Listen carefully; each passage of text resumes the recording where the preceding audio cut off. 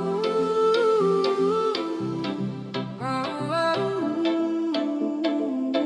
Hawaii. Get closer, look at the spirit of Hawaii.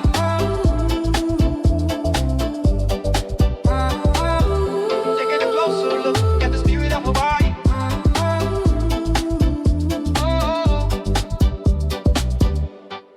Welcome back to the Deep Dive. Today we're heading out to the middle of the Pacific, but I actually want to start with a bit of a paradox. Oh, a paradox. Yeah, it's something you've probably noticed if you've ever been lucky enough to land in Honolulu for a vacation or a work trip. You're talking about the postcard paradox, right? Exactly. So picture this. Yeah. You get off the plane, you grab your bags, you get to your hotel in Waikiki. Yeah. And what is the very first thing you experience? You see the culture everywhere. Everywhere. There are hula shows happening at sunset right by the pool. You've got surfboards in every luxury shop window. The flower lays at the airport. Right, and where the aloha is written on the welcome mats, the napkins, the room keys. The symbols of Native Hawaiian culture are just the absolute dominant brand of the islands. Yeah, they are the unique selling point. I mean, it's what differentiates Hawaii from just, any other generic beach destination in the world. Right. And here's the catch. The thing that starts to feel a little uncanny, if you actually pay attention, while the culture is omnipresent, the actual people are kind of becoming invisible. Statistically rare. Yeah, exactly. If you look around those hotel lobbies, the high-end malls, the tourist beaches, encounters with actual Native Hawaiians, the descendants of the people who created that very culture are becoming incredibly rare in these hubs. It's a phenomenon that sociologists sometimes call cultural commodification without demographic presence. That's a heavy phrase. It is, but it just means you see the artifacts, you buy the aesthetic, but you don't actually see the architects of that culture. And that leads us to the core mission of today's deep dive. We aren't just talking about tourism or, travel tips today. We are tracking a massive historical demographic shift. Right. We're trying to answer a really simple but heavy question for you today. Where are the Native Hawaiians going?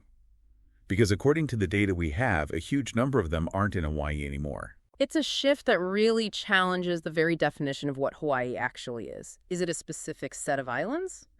Or is it a people, regardless of where they happen to stand? To guide us through this, we are looking at a fascinating report from Wildlife Hawaii.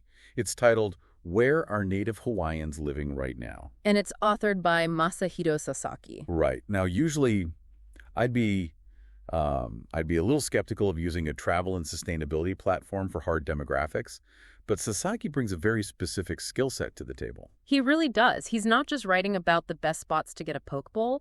Sasaki actually has a background in urban and regional policy. Which changes the whole lens of the report. Completely. So he's looking at this issue through the lens of systems, housing markets, and long-term historical trends. He's bridging the gap between that tourist experience you mentioned and the structural reality of the state. So let's get into the numbers. Because understand the exodus out of Hawaii that's happening right now, Sasaki argues we first have to understand the near-extinction event that happened in Hawaii historically. The historical roller coaster, though honestly, calling it a roller coaster is almost too generous because roller coasters go up and down. This was just a vertical drop. Yeah, a free fall. We're going back to 1778. Captain James Cook arrives in the islands.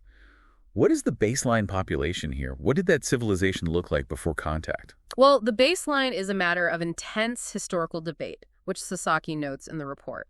Estimates for the Native Hawaiian population at the exact moment of contact range from a conservative 200,000 to as high as 1 million people living on the islands. Wow.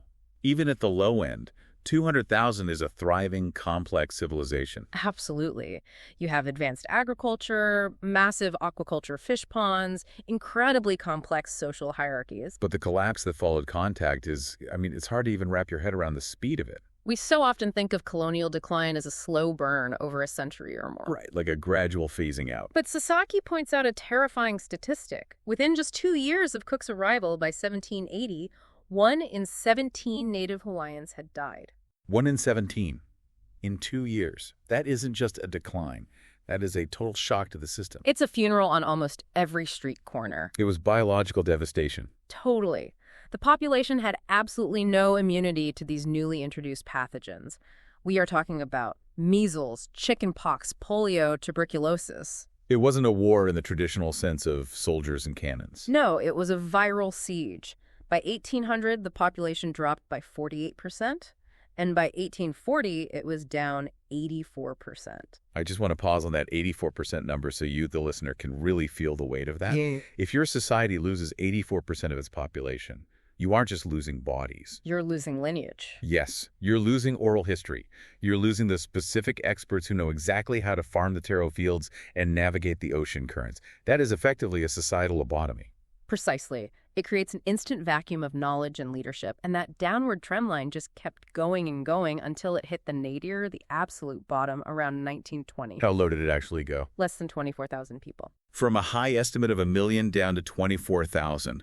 That is functionally the brink of extinction. It was incredibly close. And for a long time, the narrative in the early 20th century was that the Native Hawaiian people were quite literally a dying race. That was the accepted academic consensus at the time. But, and this is why diving into the data is so fascinating, the story didn't end there in 1920. No, it didn't. We start to see what Sasaki calls a U-shaped recovery. The bounce back. A massive bounce back. Since the 1980s, the demographic curve has just shot upward. If we look at the census data mentioned in the report, by 2013, there were roughly 298,000 Native Hawaiians in Hawaii. And over 560,000 nationwide, right? Exactly. And the projections are wild. They expect the population to exceed 500,000 in Hawaii alone by 2045 and hit 675,000 by 2060. Okay, hold on. That's a massive jump. We went from 24,000 in the 1920s to over 500,000 nationwide today. I know populations naturally grow, but that seems biologically aggressive. Is this just natural birth rates driving this? You're right to be a little skeptical of the raw numbers there. It's not just biology. A huge part of this is actually bureaucracy. Bureaucracy. Yeah, this is a key insight from the report that we really need to unpack. A huge chunk of this statistical recovery is actually due to how the U.S. government counts people. You're talking about the census change. Exactly. In the year 2000, the U.S. Census Bureau fundamentally changed their rules. For the first time ever, you could select multiple races on the form. Before that, you generally had to just pick a single lane, right? You were white or Asian or Pacific Islander. Right. So before 2000, if you were part Native Hawaiian and part Chinese or Caucasian, which is very common given Hawaii's history, you might have just checked Asian or white because that was your dominant identity. Or maybe just how you felt that day. Or you were forced to choose.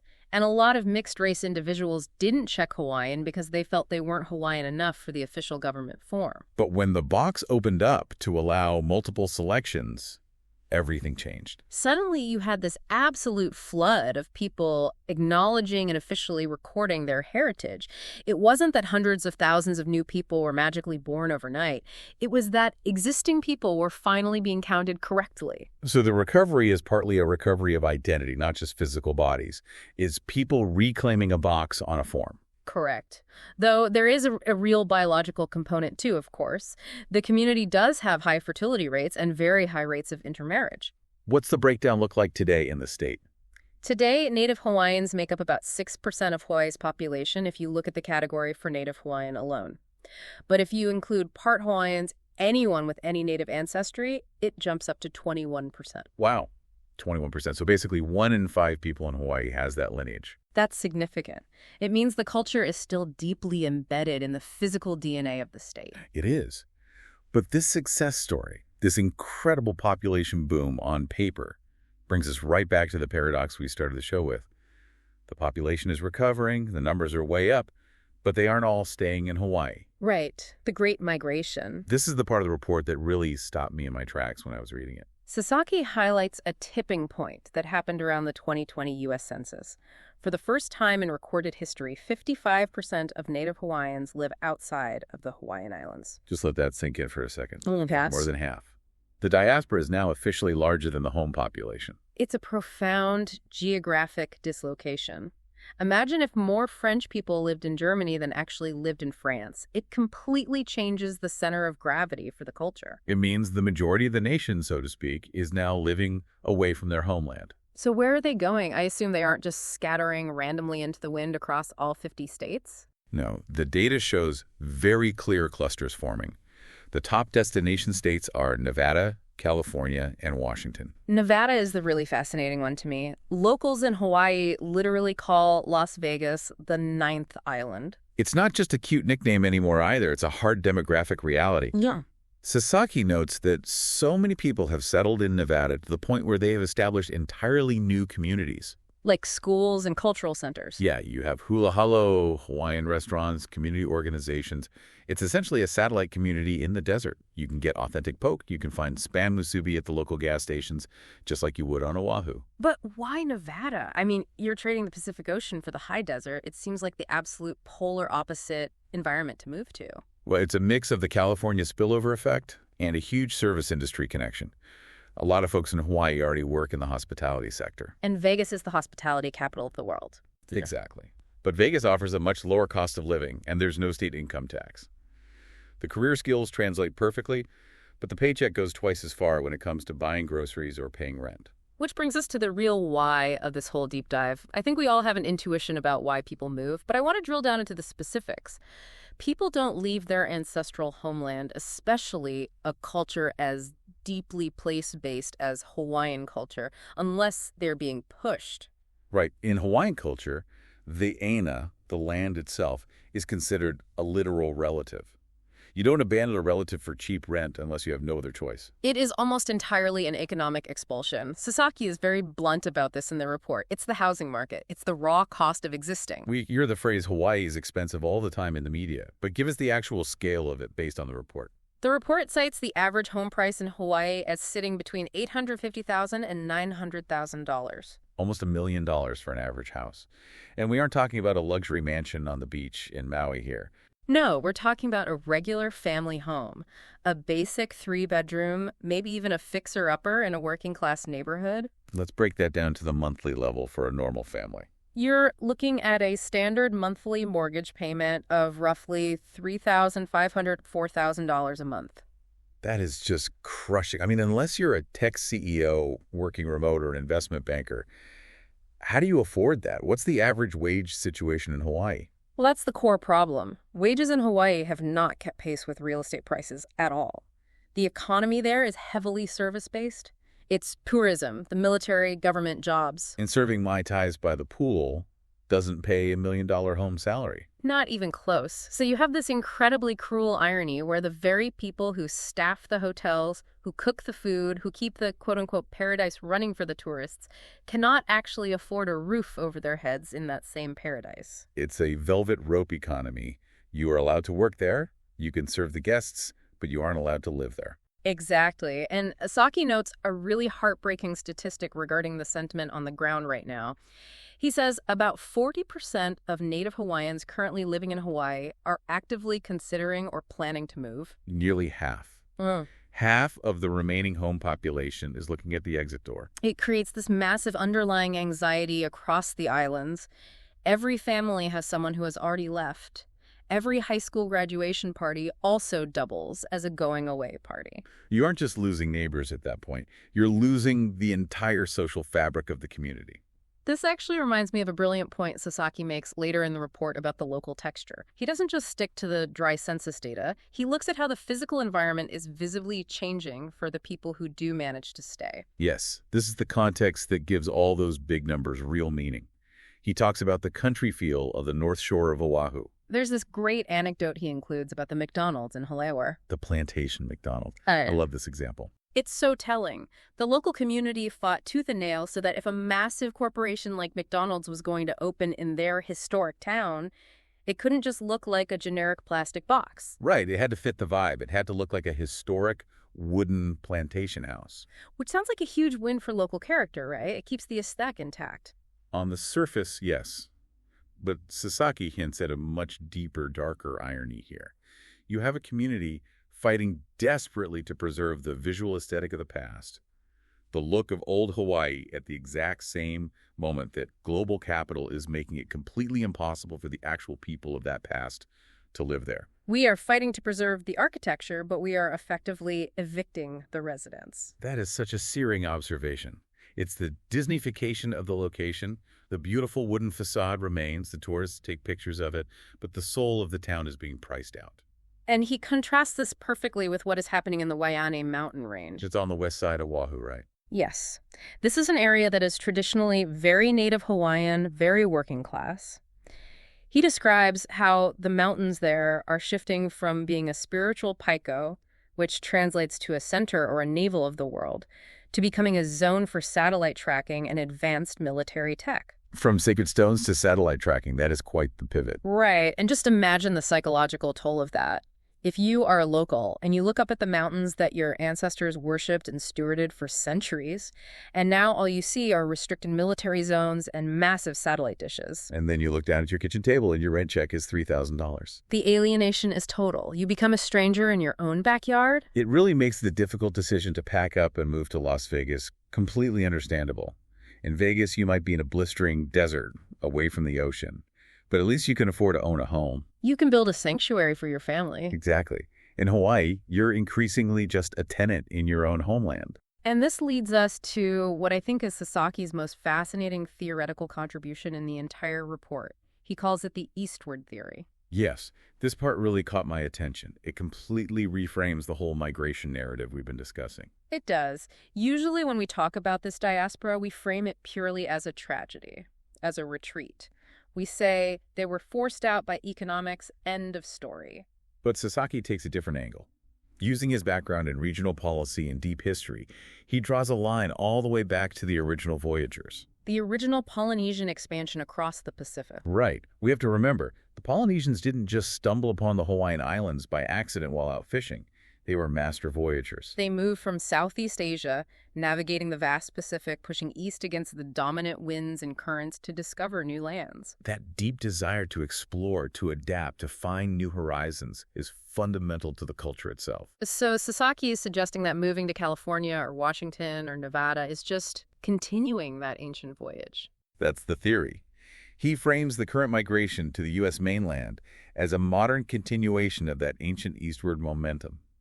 The double-hulled sailing canoe has just been replaced by the Boeing 737. That is incredibly poetic. It gives so much agency back to the people. It changes the narrative from we are passive victims of a ruthless housing market to we are voyagers adapting to a new kind of ocean. It is poetic, but I do think we have to be careful not to romanticize it too much, right? Fair point. The original voyagers were looking for new land to settle because they wanted to expand. Today's migrants are looking for affordable rent in Nevada because they absolutely have to survive. Survival, yes. Yeah. But the mechanism they're using to survive movement and adaptation is already deep in their cultural DNA. It definitely adds a powerful layer of resilience to the story. It suggests that being Hawaiian isn't solely about standing on a specific volcanic rock in the Pacific. It's about carrying the culture, the language, the aloha with you, wherever you happen to go. But I want to circle back to those demographic projections Sasaki mentions at the end of the report, because the U-shaped recovery line is still pointing straight up. It is. The projections are incredibly bullish. Like we mentioned earlier, the population in Hawaii alone is expected to exceed 500,000 by 2045 and hit 675,000 by 2060. Wait, how is that actually possible? If 40% of the current residents are actively thinking of leaving and an average house costs $900,000, how on earth does the population in Hawaii nearly double in the next 40 years? That is the central conflict in the data. These demographic projections are based on current birth rates and census identification trends, but they don't necessarily account for the physical carrying capacity of the local housing market. So we have a massive collision course approaching. Biology and census data say growth, but local economics and real estate say eviction. Exactly. And Sasaki leaves us with this incredible tension. If the population really does hit 675,000 on the islands, where do they physically live? Does the state infrastructure magically expand? Do we start building massive high-density apartment blocks on historically sacred agricultural land? Or does the mathematical projection just fail completely because the eastward migration accelerates even faster than predicted? It feels like we are watching a live, real-time experiment in cultural resilience. Can a culture survive and thrive if it becomes untethered from its specific geography? We are seeing the very definition of what it means to be Hawaiian expand before our eyes. We might realistically be moving toward a future where the actual center of Hawaiian culture, the language immersion schools, the political power, the major community events, isn't centered in Honolulu at all, but in Henderson, Nevada. That's a radical thought, a land-based culture thriving without the original land. It's happened to other major diasporas throughout history. You look at the Jewish diaspora, the Irish diaspora. Yeah. The culture survives the geographic shift, but it inevitably changes. It becomes something new. It adapts to the new soil. So when we look at that map in Sasaki's report showing where Native Hawaiians are living right now, we aren't just seeing random data dots on a page. We are witnessing a culture in the middle of a profound metamorphosis. And the postcard version of paradise you see at the airport, the hula dancers and the flower lays, that's really just the surface. That's the brand. The real living story of the people is happening in the moving trucks heading to the airport. It really changes how you view a trip to the islands, doesn't it? You realize that the incredible hospitality you receive as a visitor is coming from a community that is fighting tooth and nail for its own foothold. It's always important to look past the postcard. Well, that brings us to the end of this deep dive. It's a beautifully complex picture. You have tragedy, resilience, and adaptation all mixed together. And the story certainly isn't over. That census line is still moving as we speak. A huge thank you to Masahiro Sasaki and Wildlife Hawaii for the data and the perspective. It's genuinely rare to find a report that balances the hard statistical math with such deep, empathetic cultural context. And a big thank you to you, the listener, for sticking with us through the history, the numbers, and the heavy questions. But before we sign off, I want to leave you with one final thought to mull over. Oh, a closing thought. Let's hear it. If the eastward migration really is a modern continuation of the original Polynesian voyaging spirit, what happens when this new generation of voyagers fully establishes themselves on the mainland? Will we eventually see a reverse migration, where the wealth and political power built in places like Nevada and California is used to sail back and reclaim the housing market in Hawaii? Now that is a voyage worth watching. Stay curious, everyone. We'll catch you on the next deep dive.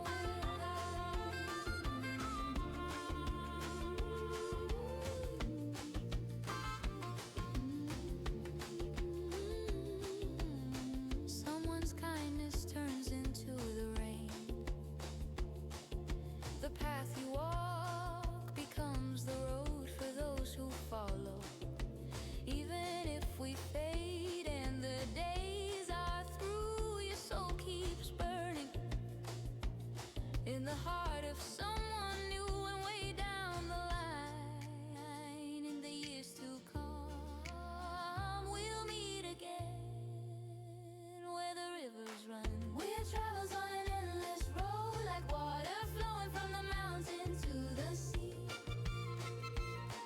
Our joys and sorrows of today nourish the earth and flow into the years to be. In this unbroken chain, the wind carries the voices of those who came. Ancient memories and the heartbeat of now melting together in a sacred vow.